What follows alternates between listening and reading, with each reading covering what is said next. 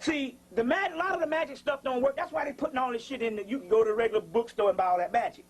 It don't work now because the cycle, this was a lot of stuff was for another cycle. That cycle has changed now. Now, the magic is supposed to be mental power, where you're supposed to not do a practical application, but you're supposed to will this shit in the mind. So they putting out all of this type of stuff. So when you go by it, you be doing these little rituals and shit, and you ain't getting nothing. The key is just to study this to get a affirmation of what your own powers are. So it's like a case study. So you can look at the text and actually see the power in it. So it's more of a study than it is a practical application. That's why they started letting all that shit out. Don't let them fool you. If this shit was dangerous, the white boy wouldn't let it out. You understand? So the key is to get it into the subconscious, other than the technique. So in the book, I want to read it to you. This book here deals with the subconscious. On page 2, Philip Cooper's book, Magic, A Study in Effective Magic. So you can also use this in the subconscious just for, not just magic as far as trying to blow up something, just for shit that you want to deal with and put energy to it, just whether you're on the job or whatever. Somebody fucking with you, or you want to get another promotion. This magic is supposed to be used for everyday life on that level. So therefore, you know, you use it and you will it, and they got to give it to you. You understand what I'm saying? So he goes into the science and he said, well, let me give you a few exercises at the end just to build a psychic laboratory. So he's not necessarily saying you get into all the ritual and all that stuff. He's saying, we just give you these exercises so you can know the power of your own mind. But it says, page 2, the subconscious mind is a powerhouse, which is inside of you. Anytime you enter subconscious, that means melanin. Dreamland. The subconscious mind is a powerhouse. It creates around us all that it believes to be true, according to the instructions we give it. So if you believe that the white man is God, till you get that shit out of your mind, he gonna be God. And your shit gonna be less. Because your subconscious is it's a cosmic computer. And it's only gonna deal with what you tell it. So if you don't change your thinking, you don't get it. You get how this shit go. That's how the world is. The melanin is called the shadow, and the shadow is what? A reflection. It's only a reflection of what your conscience gives it. So I told you I bypassed some other damn zodiacs and shit because I told myself, hey, I'm the shit. You see, that's confidence. You see what I'm coming from? So, the subconscious mind is a powerhouse. It creates to you, all around you, what it believes to be true. So whatever it believes to be true, that's what it's going to deal with, according to the instructions you give it. Everything around you and everything that has been attracted to you is like a magnet. It is impossible to stop this creation process. Even when you leave the earth, it will continue, it will carry on creating for you and serving you.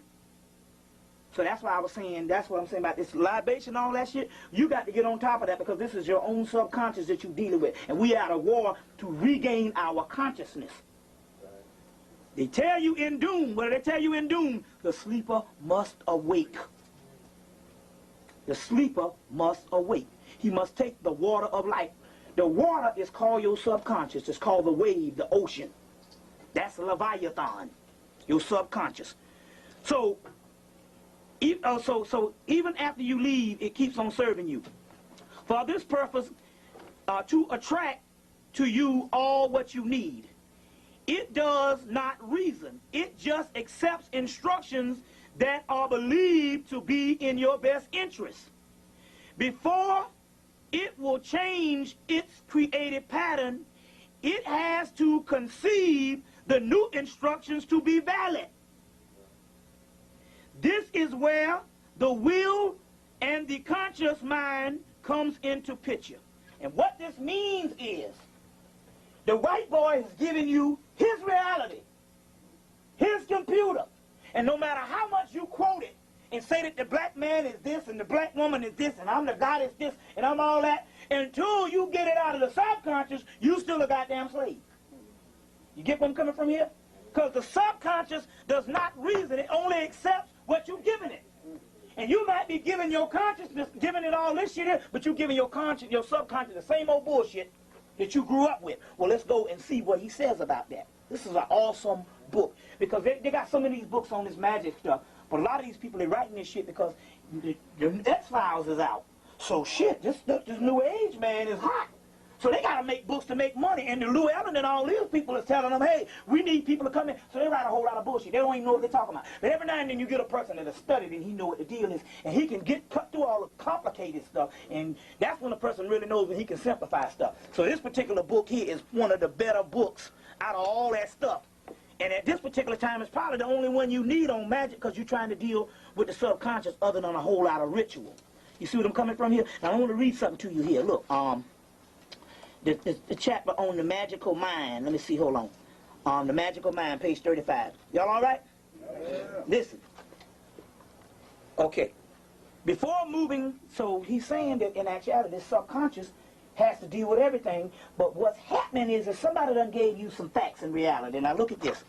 Before moving to the ultimate power of the subconscious mind, we ought to spend a little time looking at what we call facts. Since your birth, much of what you know has been given to you by someone else.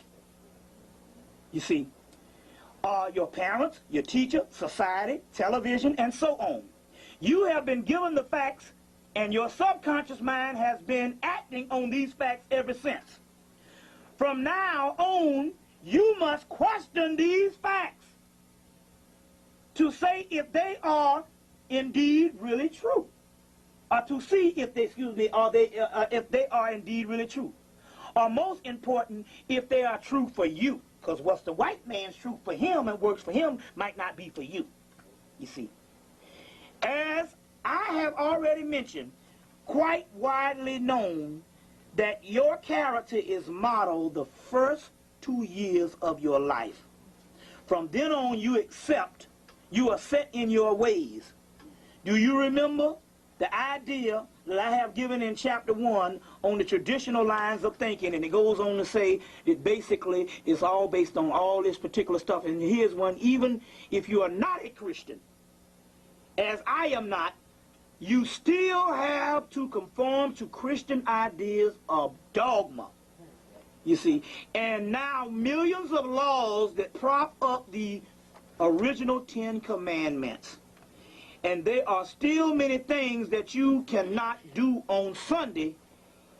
And if you go into court, you are expected to swear oath to a Christian Bible. So it goes into saying that this Christian church, like I was saying, all this shit here has got you locked down and fucked up in the mind. And even when we become Afrocentric in consciousness, we just change the damn deities, but we still look at them with a Judeo-Christian and even Islamic view. Because there's also an esoteric Islam, and that shit'll bound down to our lives bullshit to another form of slavery. Like Dr. Ben said, you jumping from the pot to the goddamn frying pan. Either way, you're going to get burnt anyway. Because there's always the esoteric counterpart. There's Sufism, which is the real shit. And Islam come from some Persian shit called Ismailianism. You see what I'm saying? You don't know nothing about that because, see, that's the shit that they got up in Princeton that they hide from your ass. But if you go to Barnes & Nobles, or if you can order them and look at the Ernos papers, they call some books put out, edited by Joseph Campbell.